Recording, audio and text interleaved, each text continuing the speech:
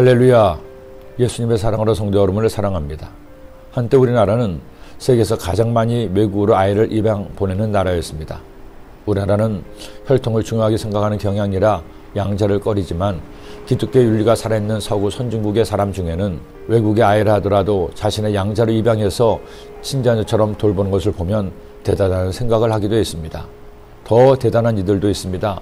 똑똑하고 건강한 아이가 아니라 오히려 장애가 있는 아이를 입양해서 기르는 이들도 있습니다. 오직 그리스도의 사랑이 이런 헌신을 가능하게 하겠죠. 남의 아이를 자신의 아이처럼 생각한다는 것 만만한 일이 아닐 것입니다.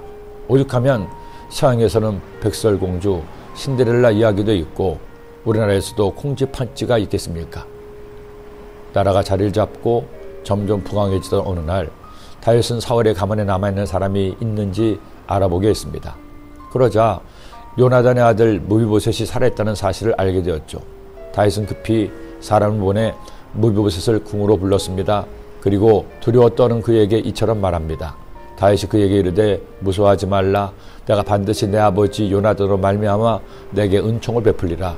내가 내 할아버지 사울의 모든 밭을 다 내게 도로 주겠고 또 너는 항상 내 상에서 떡을 먹을지니라 하니.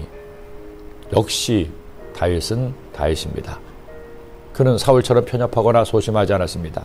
자신의 원수였던 사울 집안의 사람을 자신의 아들처럼 포용합니다. 물론 그가 자신의 절친 요나단의 아들이기도 했기 때문이죠. 원하는 물에 흘려보내고 은혜는 돌에 새기라는 말처럼 그는 사랑으로 무비보셋을 챙겼습니다. 지난 2020년 세간을 떠들썩하게 했던 정인이 사건이 있습니다. 입양한 아이 정인이를 양부모가 학대를 너무 심하게 때린 끝에 사망한 사건이죠. 어떤 이유로도 16개월밖에 안 된 아이를 때려 숨지게 한 일은 있을 수 없는 일이었습니다. 결국 양부는 징역 5년, 양모는 징역 35년을 선고받고 복역 중이죠. 아직도 우리 사회가 덜 성숙했음을 보여주는 단적인 예가 될 것입니다. 그런가 하면 지난 2016년 29살의 미혼인 베트남 여성 팜 티 탄 땀은 생후 14개월 된 내성마비 아이를 입양했습니다. 하지만 주변 사람들의 반응은 차가웠습니다.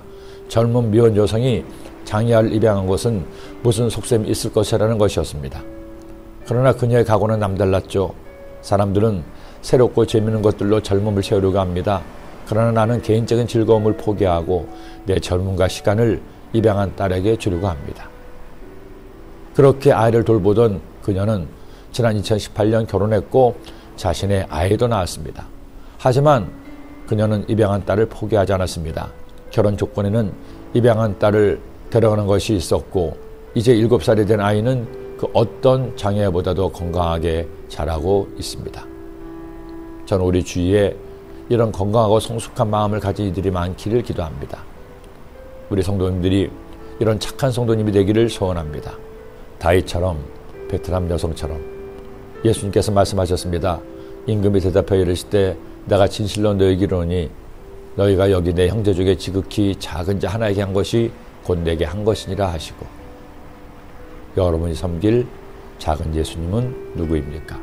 기도드립니다. 하나님 아버지, 원수의 가문이었던 무비보셋을 자신의 자녀처럼 궁에서 살게 하고 평생을 돌보아준 다윗의 선한 마음을 본받아 우리도 나의 도움이 필요한 사람에게 사랑과 도움을 나누고 함께 행복한 삶을 살아가는 주의 자녀가 되게 하여 주옵소서. 예수님의 이름으로 기도드립니다. 아멘.